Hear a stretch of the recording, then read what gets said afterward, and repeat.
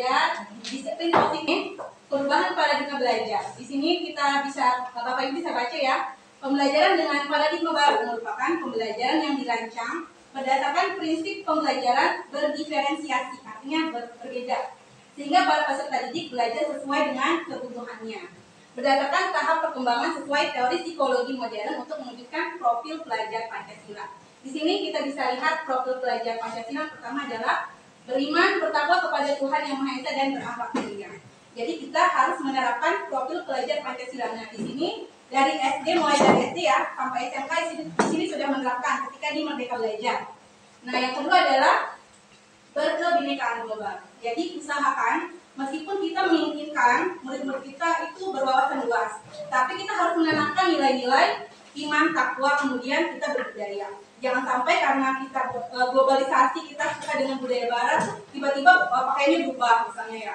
Biasa kita berbudaya itu sopan, ketemu guru salim, senyum, sapa, salam kan biasanya ya. Tapi ketika globalisasi, tiba-tiba mereka berubah karena mereka sudah, wah saya bisa mendapatkan banyak ilmu dari internet. Saya tidak membutuhkan guru, tapi ternyata salah.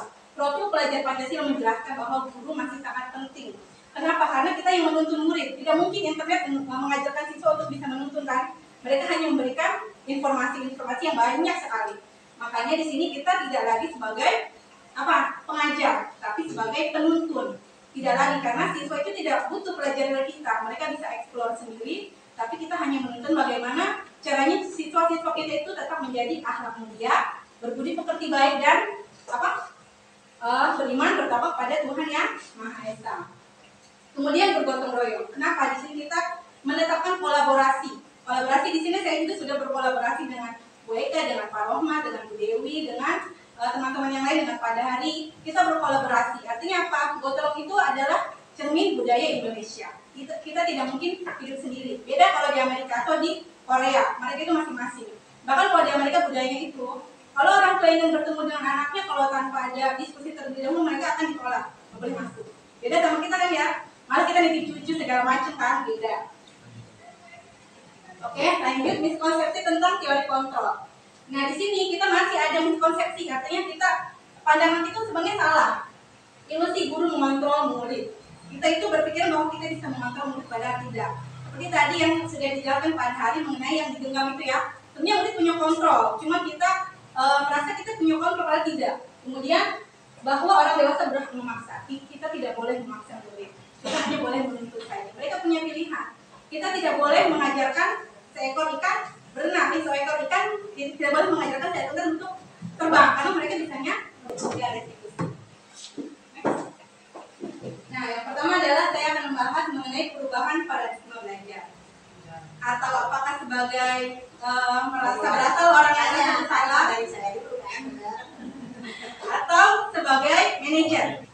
Sebagai apa? Sebagai orang yang merasa bersalah, jadi memposisikan murid sebagai orang yang bersalah. Atau kamu kalau tidak ikut upacara, nanti ibu hukum kamu. Nah, itu sebagai penghukum. Ada lagi sebagai teman. Kamu ikut upacara ya, nanti kita jalan deh ke mall misalnya, itu sebagai teman. Tapi harusnya jangan seperti itu. Gimana caranya mereka itu punya kesadaran sendiri untuk ikut upacara.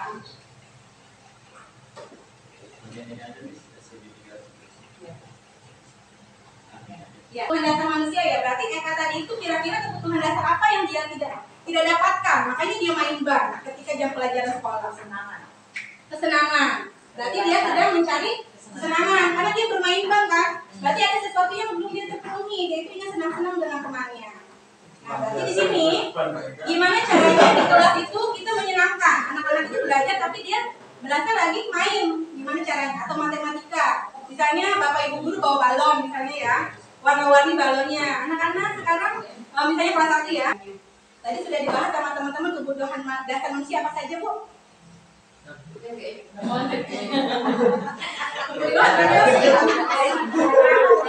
Kebutuhan untuk dicintai ya kan? Kebutuhan untuk kebebasan.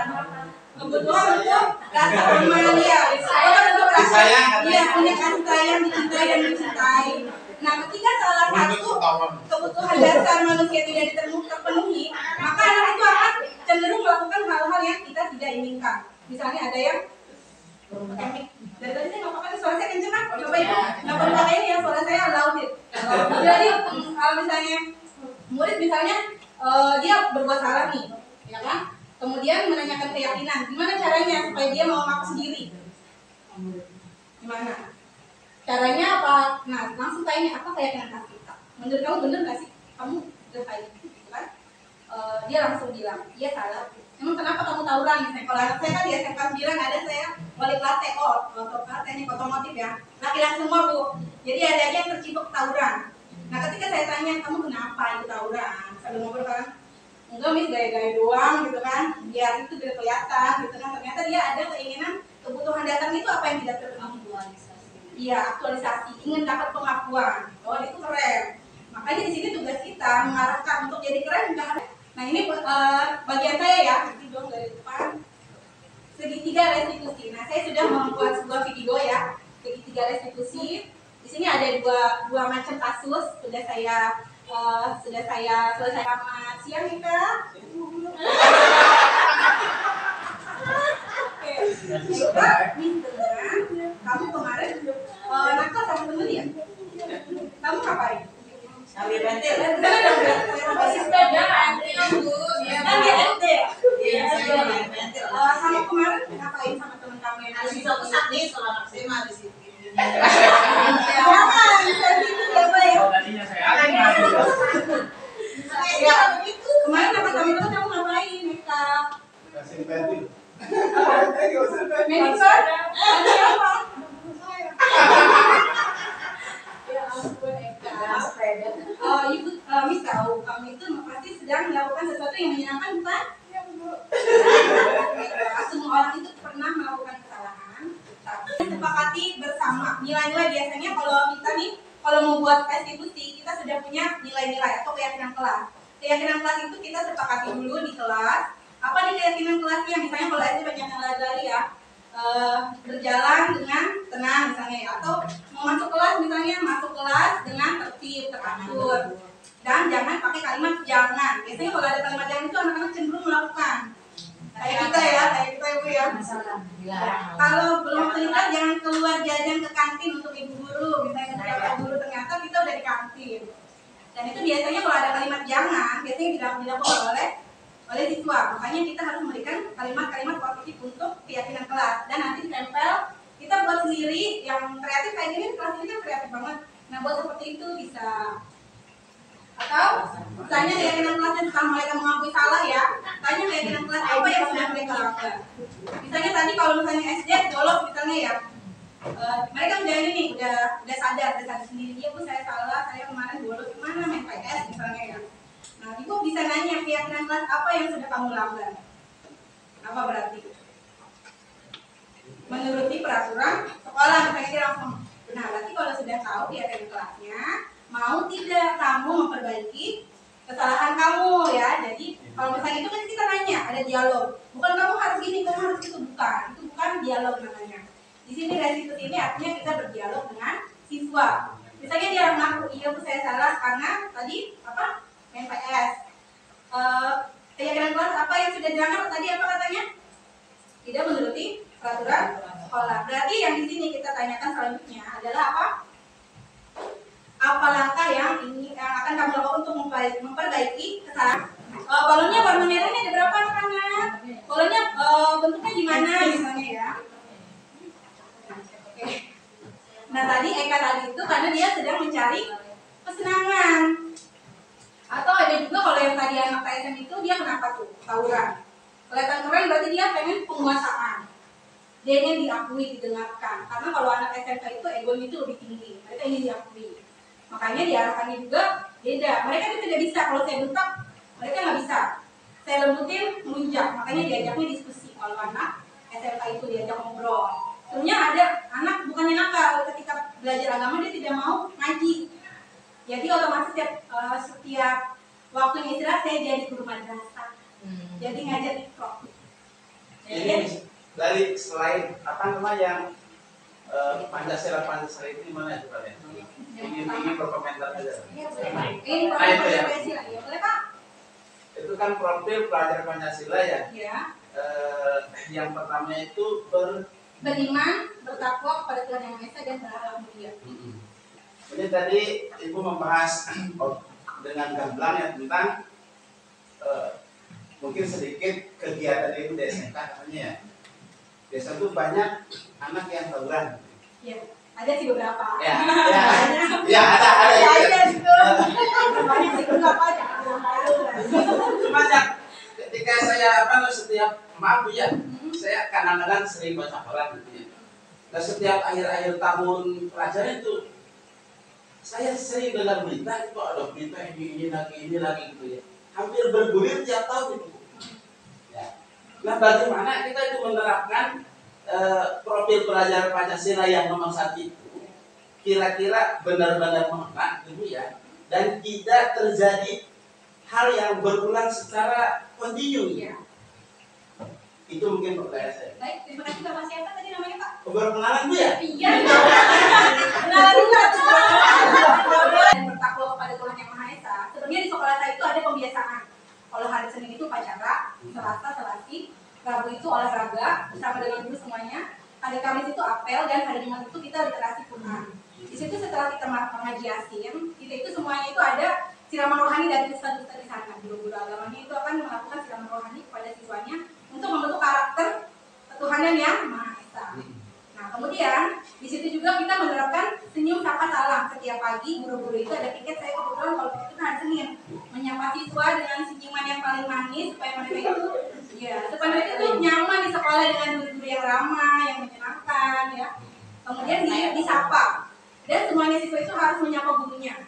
Nanti kalau misalnya ada siswa yang slow boy, misalnya ada kurang aja aja gitu kan, atau mau di kantin nggak nyapa, nah itu biasanya ada pengarahan dari BK. BK itu masuk ke kelas-kelas untuk memberikan penanaman budi pekerti. Itu kan tugas BK, karena mereka tidak mengajar guru BK itu. Dia khusus untuk masuk ke kelas-kelas untuk menerapkan budi pekerti kepada guru, termasuk senyum sapa dan salam. Nah itu dan tidak hanya itu, untuk kelas 10 kan ada penerapan P5 kan. Kalau di SMK, kalau di SD ada nggak P5? Ada kan? Nah kalau di sana itu kelas 10 itu ada kelas khusus. Kurikulum merdeka udah pakai kurikulum merdeka kan ya? Kalau sekarang kan untuk penerapan ini kita ada P5 Pak. Ada P5, makanya kemarin dipetaskan terakhir selesai kelima, akhir tahun itu dipetaskan. Kalian ada kemudian membuat segala macam tentang budaya Indonesia. Jadi untuk menanamkan kebudayaan, bahwa kita itu orang Indonesia, tidak boleh melupakan budaya asli Indonesia. Jangan sampai karena sekarang gandrungnya itu K-pop ya. Jangan sampai mereka tuh dan tidak hanya itu, untuk kelas 10 kan ada penerapan P5 kan. Kalau di SMK, kalau di SD ada nggak P5? Ada kan? Nah kalau di sana itu kelas 10 itu ada kelas khusus. Kurikulum merdeka udah pakai kurikulum merdeka kan ya? Kalau sekarang kan untuk penerapan ini kita ada P5 Pak. Ada P5, makanya kemarin dipetaskan terakhir selesai kelima, akhir tahun itu dipetaskan. Kalian ada kemudian membuat segala macam tentang budaya Indonesia. Jadi untuk menanamkan kebudayaan, bahwa kita itu orang Indonesia, tidak boleh melupakan budaya asli Indonesia. Jangan sampai karena sekarang terakhir berarti terima kasih. Thank you. Jadinya lama nih. Baik Bapak Ibu, terima kasih banyak untuk terima kasih banyak untuk kerjasama untuk hari ini. Terima kasih banyak mau mendengarkan saya.